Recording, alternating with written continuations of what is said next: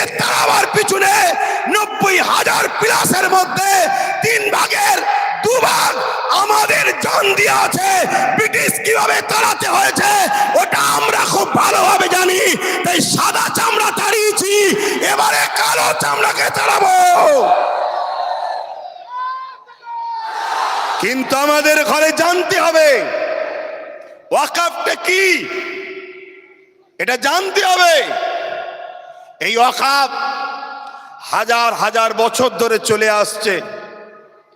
শুনুন একটু ভাই, আমি বুঝাতে চাইছি, আর যদি বলেন যে না 2-4 কথা বলে দিয়ে ছেড়ে দেন তো ছেড়ে দিচ্ছি, তাহলে একটু বুঝুন।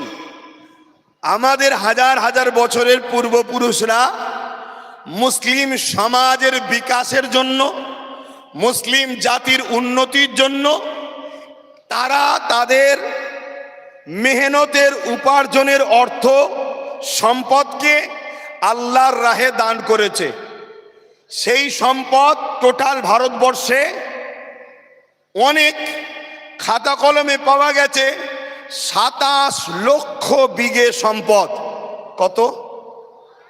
27 লক্ষ বিঘে সম্পদ, কম বেশি। এই সম্পদ কি কাজে লাগবে? জিনেরা দান করেছে মসজিদ, মাদ্রাসা, ঈদগাহ, খানকা, কবরস্থান, এক কথায় মুসলিম জাতির কল্যাণ। এটা কোনো অন্য কোনো সম্পদ নয়, এটা সম্পূর্ণ ধর্মীয় ও ব্যক্তিগত সম্পদ। ইসলামে যেমন নামাজ একটা পার্ট, রোজা একটা পার্ট, হজ একটা পার্ট, যাকাত একটা পার্ট, ঠিক তেমন ইসলামেরই একটা পার্ট মানুষের সেবায় দান করা। এইটা দান করেছে। এই সম্পদ দীর্ঘ বছর ধরে চলে আসছে। এই সম্পদকে ঠিকভাবে নিয়ন্ত্রণ করার জন্য, এই সম্পদকে হেফাজতে রাখার জন্য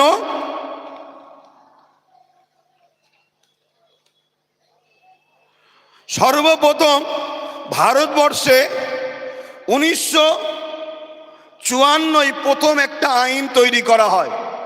কংগ্রেস পিরিয়ড চলছিল। তাদের কাজকে আমি খুব একটা খারাপ বলবো না। তারা চেয়েছিল যাতে করে একটা বোর্ড তৈরি হোক, কমিটি তৈরি হোক, যাতে করে ওয়াকফগুলো নয়-ছয় না হয়ে যায়, দানকৃত সম্পদ প্রতিটা জায়গায় যেন যায়। তারা বোর্ড তৈরি করলো ঠিকই, কিন্তু ব্যবহারের জায়গায় ঠিকভাবে চলছিল না। তাদের ইচ্ছা ছিল ভালো, কিন্তু কিছু অশুভ লোক ঢুকে যাওয়ার জন্য ওই ওয়াকফের অর্থ লুট হতে শুরু হলো।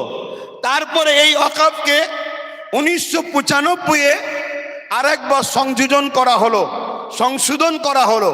সেই সংশোধনে আরো সুন্দর করে যাতে করে এই ওয়াকফকে হেফাজত করা যায় তার জন্য ব্যবস্থা করা হলো। এরপরে এই 77 বছর আইন তৈরি হয়েছে, ওয়াকফ হেফাজতের জন্য বোর্ডও হয়েছে, সুন্দর সিস্টেমও হয়েছে, কিন্তু দুঃখের বিষয় যারাই নেতৃত্বে যায়, যারাই দায়িত্বে থাকে, তারাই সরকার আন্ডারটেকিং, সরকারের নিয়ন্ত্রণের লোক যায়। তাই 77 বছর ধরে কম বেশি সব গভর্নমেন্টই এই ওয়াকফের টাকার মধু চেকেছে। তার মানে আমাদের সম্পদ ঝেড়ে খেয়েছে। খোলা কথা, আপনাদের অসুবিধা হচ্ছে? আমাদের সম্পদের টাকা সবকটাই ঝেড়ে খেয়েছে। কিন্তু হঠাৎ করে বিগত 10 বছরও কেন্দ্রে যে সরকার আছে সেও ওয়াকফের টাকার মধু খেয়েছে। কিন্তু একটা প্রশ্ন, হঠাৎ করে এই ওয়াকফকে কেন আইন করে নিজেদের কবজায় নিবার ষড়যন্ত্র করছে, এটা আমাদের ভাবতে হবে। এই জায়গাটা হলো পয়েন্ট। তার আগে আমি আপনাদের বলি, আমার রাজ্যে যিনি বর্তমান সরকার আছে, আমার রাজ্যে যিনি বর্তমান ক্ষমতায় রয়েছে, ইনি সাচার কমিটির রিপোর্ট অনুযায়ী আমাদেরকে কি ওয়াদা করে এসেছিল, ইনার আগে যে বাম সরকার ছিল সেই বাম সরকার নাকি 20,000 কোটি টাকা ওয়াকফ সম্পত্তি লুটপাট করেছে। অতএব আমি যদি ক্ষমতায় আসি মুসলমানদের ওয়াকফ উদ্ধার করে দেবো। এটা বলেছিল না বলেনি? হাত তুলে বলবেন, বলেছে না?